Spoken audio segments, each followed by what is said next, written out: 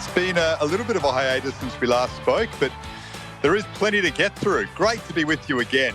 Trade period to talk about, the draft coming up to talk about, a few things going on behind the scenes in West Coast land. Lovely to have you back on board. Drew Jones, hello to you, mate. Hello, Garby. Nice to be with you. What would you grade our trade period? An A, B, C, D, E, F, G, Z? Probably a B. Yeah, I'd say around the B mark. Okay. That seems about fair. You? I think B. I probably would have liked one more acquisition, whether a midfielder of some description. But for the most part, I'm pretty happy. Yeah. Yeah. So let's talk through it. I guess the acquisition. So it's Starcevic, it's Tyler Young, and if I missed someone out there, who else do we get? My God, it's been a while. Robertson from. Well, Robertson's coming as a free agent, pretty much. So he hasn't really been part of the trade period. That's true. But and then the pick swap as well. So we moved down a little bit in the order. So I think we've done reasonably well in that sense. I mean, Starcevic is a really handy acquisition. I think he is. I hear what you're saying. The extra midfielder was something we all went in hoping for, most certainly. But I think Starcevic gives us some freedom positionally as well. Yes, we're all worried about the head knock, and if something happens early on, and that'll be a setback, not in terms of the finances of the team, because we'll be insured against that for the first 3 years of his contract. But, it'll just be a real shame if we can't get the most out of him. But if we do, we're getting a guy in his prime, two-time premiership player, great mentality, excellent standards, who slots into half-back, and it frees someone else, I think, to join in the midfield. So that is the caveat I'm applying to us not getting that experienced mid, is that, Baker can go through the midfield a bit more. We saw Hoffey go through there at times. We saw Tom McCarthy step up. Starcevic gives us a bit of freedom positionally to add another body in there more regularly, and I think that's where we might see a bit of midfield benefit. I've got no doubt McCarthy, there's more to explore with his midfield time, and that was pretty promising towards the end of the season, seeing him switch between there and half-back. We know what Baker can do, Swiss Army knife, whether they've got some ideas on releasing Jimby further up the ground at times. There's a lot to play with there. And I think, the Hoff experiment is worth looking into further, because he's shown that he can excel at pretty much any position that he plays. So, yeah, there's a bit to work with there. I guess, if we reset at the end of this season and look forward to next year, maybe we just need to reposition, say, in our minds, like a Tim Kelly. Like, he is the experienced mid who is not going to play 80% CBAs, but, we've got him there. We can bump up and down his workload according to who's playing, who's available, what the game situation is. Perhaps that's just something we need to reframe in our minds, with the idea that our midfield is getting younger, hopefully, with the early picks of the draft coming up. Yeah. So the trade for Starcevic. So I actually quite like the deal. I don't think we necessarily had a massive win, didn't have a massive loss. I think it was fair. We gave out one of our picks in the 20s, which we had to do to ensure that pick 2 wasn't diluted for Oscar Allen. Right? We had to trade for him. That was a no-brainer. If we hadn't, then we don't get pick 2 for Oscar if we go through free agency. So I think that was a good deal. We basically went from, say, 23 to 33, gave up one of our picks in the 20s for Starcevic, and then went down from 16 to 13, which in a weak draft, which everyone is saying, I think is a pretty good result. It was quite funny watching the absolute explosion, which was expected when people first saw that we were trading pick 16 for Starcevic, without waiting to actually see what the full deal was.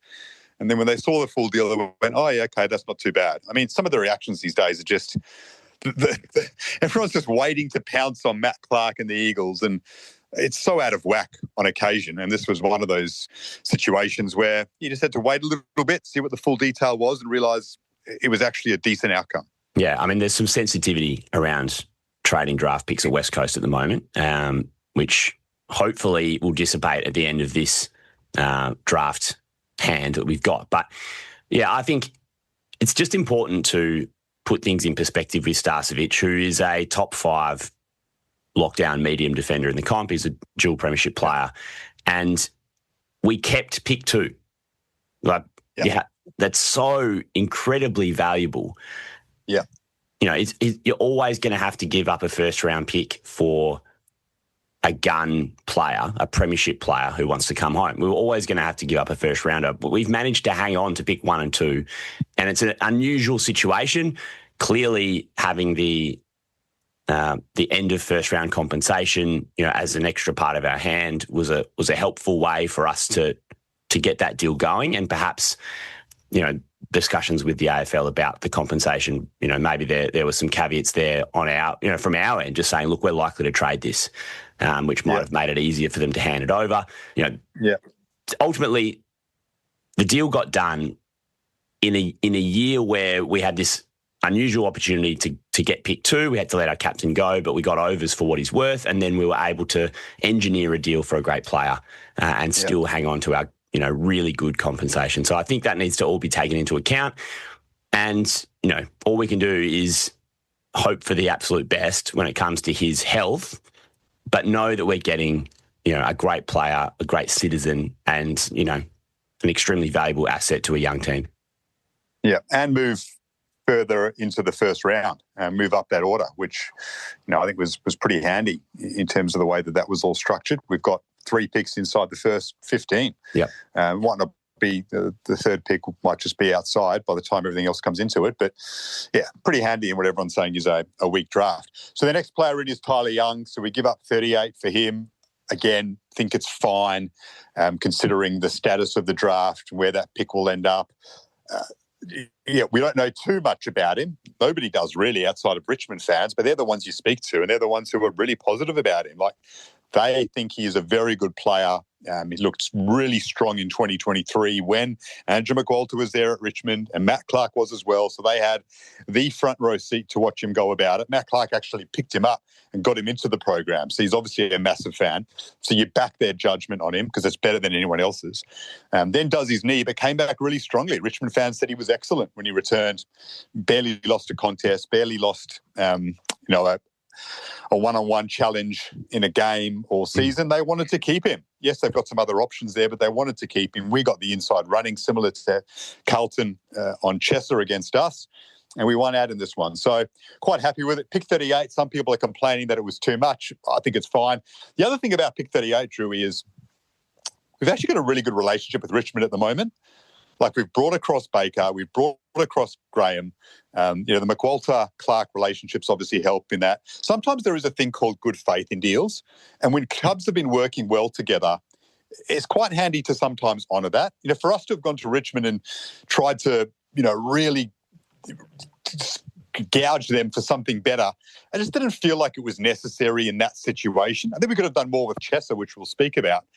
But we've got a good relationship with them right now. And sometimes you get respected and you get rewarded later on when you actually maintain that. Yeah, and we saw that with Sydney. We were able to strike up a good relationship with them over a number of years. And maybe, West Coast and Richmond are going to be engineering lots of deals across the board over the next few years. We're both fighting against Tassie to try and rebuild quickly. Perhaps there's mutual benefits over the years of us trying to move up draft orders and do deals for players. It's good to have a club that you can pick up the phone and say, we want to get this done? Can you help us? All that sort of stuff. So in the end, it's pick 38. What we're going to give up, pick 44 instead, or something like it's. Exactly. 38 or 41, like, who cares? Yeah, whatever. It doesn't matter. And this is an excellent throw at the stumps. If he doesn't pan out and end up being a great player, that's fine. We haven't given up that much, and this is the perfect time to be investing. But if we've uncovered a diamond in the rough, then, we've just added a best 22 player to our rebuild, which we wouldn't have had otherwise. So, yeah, really excited to see what he can do because, we're still investigating and finding out what our key back combination is going to be going forward. To throw another name in the mix is pretty exciting. Yeah, it'll be Young and Edwards to start. I mean, that's what Minnie's got down on the board right now. Those are his two pillars, with Ruben Jimby there as the third key defender. It'll free him up a little bit more. And then you've got Brock and Bazzo as your backups. Now, they're both question marks in terms of where they're going to end up. But pretty much after Gov retired, it was Brock and Edwards. We had to improve on that. I'm not sure Brock is going to be a long-term answer, but hey, he got some exposure. Maybe he'll have a strong preseason and fight for a spot. But there are players there now. Yes, there isn't the experienced player that we hope for, but Edwards looked so strong at the end of last season. Shinby is just a massive asset. And now you add Tyler Young. If he can continue his form from 2023 and then the second half of last season, we seem to be in a pretty good place down there when you add Starcevic and Hoffy when he's back there and others who go back there. I think our backline is fine. It's the midfield, obviously, that needs to improve in order to stop the ball going down there with such regularity. So we lose Chesser from the midfield mix. I think we could have been a little bit tougher on Carlton here. This is where I think some of the complaints from the fans have some validity. He goes for pick 41. It just feels like we just gave in too easily. And I know he was uncontracted. I get that. So we didn't have a whole heap of ground to stand on. But being a first-round pick who finally showed his potential, I would have liked to have seen us make Carlton sweat at the very least for a lot longer, even if we didn't get a better return. Yeah, I agree. I think 41 feels a little light. But yeah, we lost a bit of leverage, obviously, aside from the fact that I guess I get confused here. Can we still threaten to redraft him, or how does that work? But yeah, if we could have left it later, I guess that's what you're saying, and just wait and see if we could scare them into giving us a better pick. I guess maybe they were a bit distracted by Curnow and, they didn't get the Buku Khamis deal done in the end because they had other priorities. But yeah, it would have been nice to extract a little more. It's just a bit sad, really, overall, the way it's panned out for Chess and West Coast. Yeah, frustrating. And, maybe we could have got a little bit extra in the deal, a future pick of some description or something like that as part of it. But I just would have liked to have seen us stand our ground and go, no, that's not good enough, or just, and make Carlton work until the end to get it done. And we just kind of, I know we were annoyed about Chesser leaving. That was pretty clear because we didn't put out a statement when, it was reported that he wanted out, which we did with Liam Ryan, the old required player, and he's requested a trade. There was nothing. So that lends you to suggest that the Eagles weren't happy and wanted to keep him, but then didn't really fight as hard as they could have in that space when it came down to negotiations and kind of just did the deal, maybe a few days earlier than they could have and made Carlton sweat and maybe make Chess sweat a little bit, mate. We looked after you for a few years. Now you're leaving. Well, we're not just going to roll over for you here. Yeah. But anyway, he goes. It's sad in that sense because we had high hopes, but that's the way it goes. And we've been the benefit of those situations in the past, and we hope that youngsters come into the midfield and fill that void pretty quickly. So just quickly, on the opposite end of the spectrum here, like the Archie deal didn't get done from Brisbane to Adelaide because Adelaide just wouldn't stump up what the Lions wanted. If we had have got to the end of the trade period and the deal didn't get done, so we lost Chesser for nothing, how would you have felt? Because we stood our ground too much. Yeah, we'll pick 41 ends on being probably pick 50. Wouldn't have made much of a difference, to be honest, Drewy. Let's be clear. They reckon there's only going to be around 45 to 50 players taken in the draft. Yeah. So it wouldn't have made much of a difference. So that's where I reckon we could have been a little bit stronger on it. It might be the last pick that we use. Who knows? But yeah. Anyway. Yeah, that's one I reckon the criticism was pretty valid on. So that's the draft, the trade haul. Yeah, in terms of the midfielders that, we were linked to at certain stages, Steele, we mentioned Simkin, but he wasn't really linked. We were never a chance for Oliver or were that keen. Are you surprised that we didn't have more of a go at one of those experienced midfielders? What's your take on why we didn't? Maybe there just wasn't the absolute home run fit. Like Steele, I guess. Steele went for nothing, right? Like a third rounder or something? Yeah, I think the way it's worked out for Steele is quite good. I think, Melbourne needed an experienced midfielder and Steele's able to just sort of slot in when he clearly wasn't wanted at the Saints. That would have been hard for him. But he doesn't have to leave Victoria. Yeah. He doesn't have to uproot his family and whatnot, whereas it would have been a big move for him to come to West Coast. From my understanding with Simkin is that he was sort of pulled into line a little bit by the club, in particular in regards to his wages. They were like, I don't think you're going to get paid this anywhere else. Maybe West Coast was one of the teams that could have stumped up to pay his wages, and certainly playing through the midfield, but it sounds like he may have almost slightly backed down. But Collingwood were interested but never came with the offer. So, yeah, that was an interesting situation. I think that deal would have made sense. Again, maybe Simpkins, he's a family man. I think he's Yorta, which is sort of around Shepparton. So he's got a lot of family here in Melbourne, sort of an hour and a half out of town with his crew. So, yeah, maybe he didn't want to leave that. And then obviously Oliver was never something we would have considered, and that makes sense. Just from a cultural fit, GWS feels like the right place for him. Yeah. So maybe it was also a situation, Drew, where we put a call in to say Jack Steele's agent said, listen, what's his take on this? We'd be keen. And he said, listen, nothing against West Coast, but he just, at this stage of his career, to move to Perth and help a team on the bottom, if he's going to help a team on the bottom, he'd rather stay in Melbourne. He's not going to turn his life upside down. So then the Eagles go, well, there's no point in us pursuing this and getting told you're unsuccessful. Just shelve it, because sometimes when you're not a chance, you put yourself out there and you come up with nothing. You look a bit silly, right? So also a bit of self-preservation. Maybe there were some calls in the background. We were told that it just wasn't the right time for that player, and so we backed away and thought, well, let's not waste time. Let's not, expend any energy in this. Let's focus on what we can bring into the football club. Yeah, which is totally fair enough. Do you think? Yeah. So there's a number of sort of experienced-ish. There's probably two tiers of midfielders that have been delisted at clubs, which of Dev Robertson obviously is one who'll come to the Eagles. Do you think there's another spot that they'll weigh up for one of these guys like Phillips, Hobbs, Tom Mitchell? There's probably a few other names I'm missing, but there's a few experienced mids that are now floating around looking for another club, another chance. Yeah, so it's the two we've been strongly linked to that we've already had conversations with, Harry Schomburg and Finn McRae. Schomburg's been to Perth, so it looks like we're really into that one. I mean, the 4 rookie list spots gives us a big opportunity there. We're going to have some punts. I'd imagine we'll be bringing in, along with Robertson, probably 2 or 3 others. Might be Schomburg, McRae, and who knows, maybe a Ben Hobbs. I would like us to have a crack at Hobbs. Wouldn't it be ironic if Hobbs ends up being a good player for us after we took Chesser, or we let Hobbs go to Essendon and took Chesser? Imagine if Hobbs came to us and did well after we lost Chess. That'd be interesting. But Essendon fans will tell you that he's got limitations as well.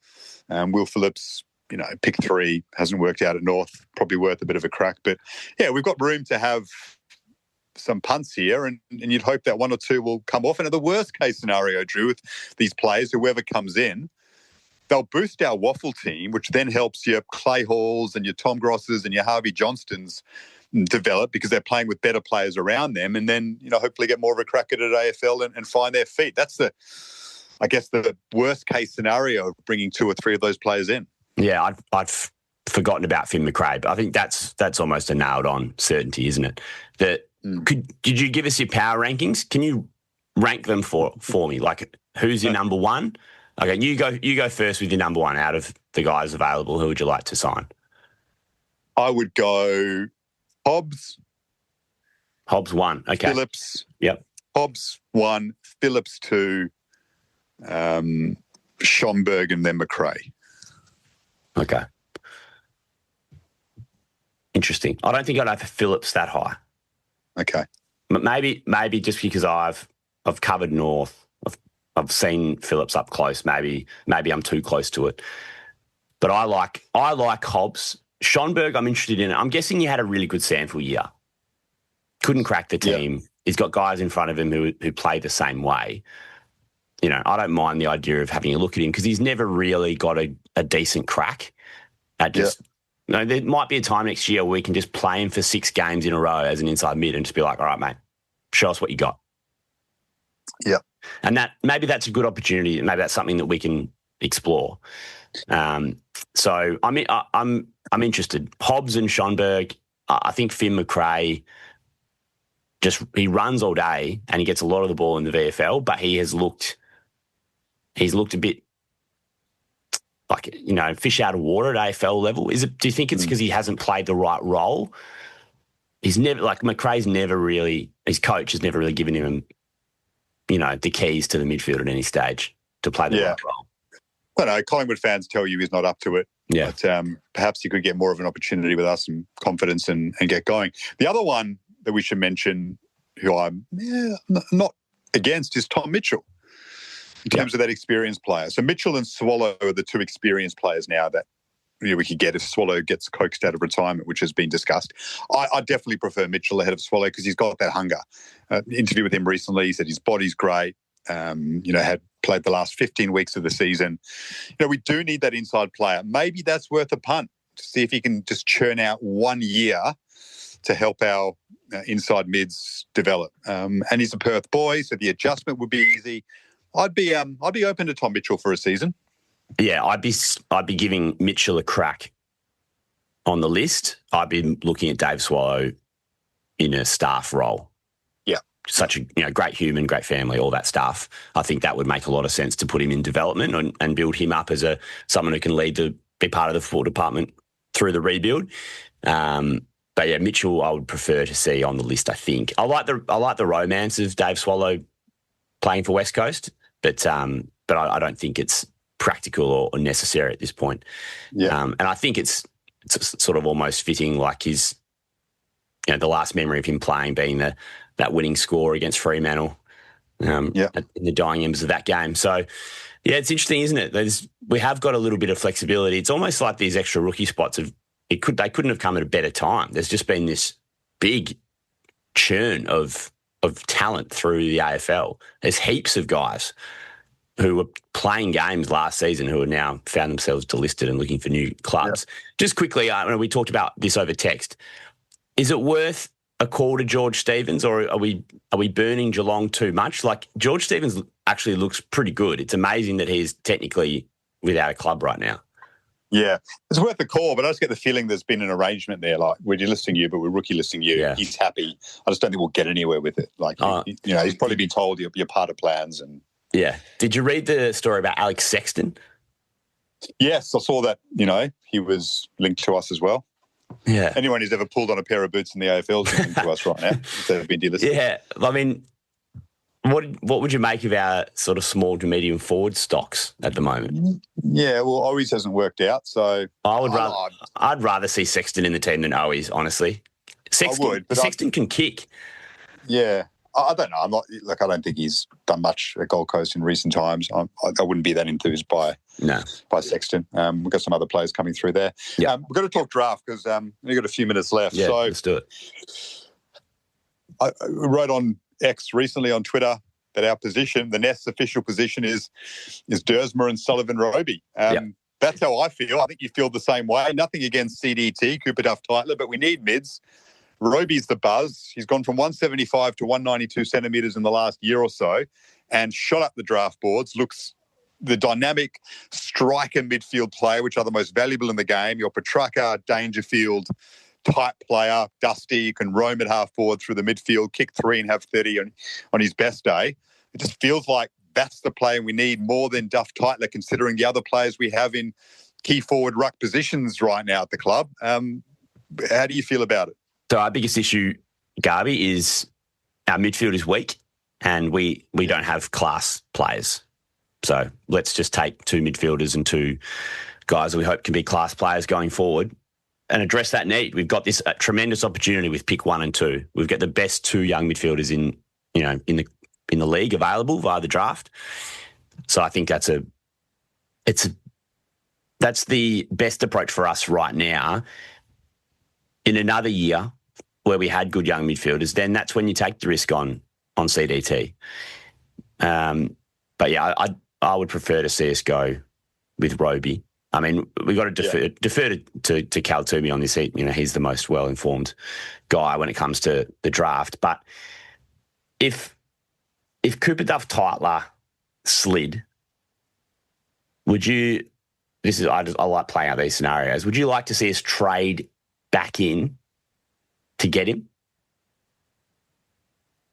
He could be anything. He could be the ultimate unicorn. I just don't know if we need him right now because he's not tall enough to be a guaranteed number one ruck. He might be, but there's question marks there. So then if he's a ruck forward, we've got Archer Reid, we've got Job Shanahan, obviously Jake's down there, and then Bailey Williams is obviously not going to be anywhere near the same level of player, but he's played 80-odd games. He can do a job. I know there's 5 on the bench now and that helps, but look, what I will say is this, mate. If we take CDT, and there's a fair chance we will, I'm not going to sit there and go nuts at our recruiters, and I hope fans don't either, because you don't know. We say this every year. We all just watch a bit of highlights, and I've got a strong feeling that Roby will be special because of his acceleration, and I just think he's going to be an absolute jet, and I'd love us to take him. But I'm not going to sit there on draft night and go nuts because I haven't done the research, nor has anyone. So you back the recruiters who have been watching all year. Right? And then in 3 years' time, we say this every year, if it doesn't work out, well, then you can unload. Then you can say, similar to the Bo Allen pick, you should never have traded pick 3. That was a bad move, but we don't know just yet. So hold your horses. That's what I will say. But my feeling right now is Thursmer and Roby will be the best picks, and we don't need to do anything crazy to get CDT in because we have some other players like Archer Reid and Job Shanahan in those positions. I don't think it's the right time for a big risk when we've got so many needs, that we can so clearly address. We are in control with pick 1 and 2. The only thing I would say is if the recruiters really believe that Roby is no better than 4 or 5 other midfielders, then I would, and then they take CDT and then try and trade back in and take one of those guys who they believe is of equal talent, whoever it is. Yeah, that's fine. Then I can live with that. Yeah. I just think Roby will be special. Just based on the highlights. And I know highlights only tell you so much, but it's also the story of his growth size-wise and how he has just developed exponentially along with that. That tells you that in the next 2 years, there's even more upside there potentially. Yeah, yeah. I want the arrow pointing up. Yes. And it does for CDT as well. And the judges who tell you that CDT's been unbelievable all season and the upside there is enormous. So we have to include that. There's people who watch him and go like, you can't pass on this kid. You just can't. And we don't even talk about Dersma because we pretty much know he's coming. My goodness, the highlights vision that we've seen recently of him, not even highlights vision, like a deep video, detailed video. Wow, he looks better than we even thought he could. Yeah. Well, I mean, people were mentioning Bontempelli sort of comparisons. Yep. So if I've got to go. That tells you what you need to know. All right, Garby. Good to chat. Love it, mate. We're excited. We'll touch base ahead of the draft one more time. Thanks, Nesta. It was great to be with you. On you, mate.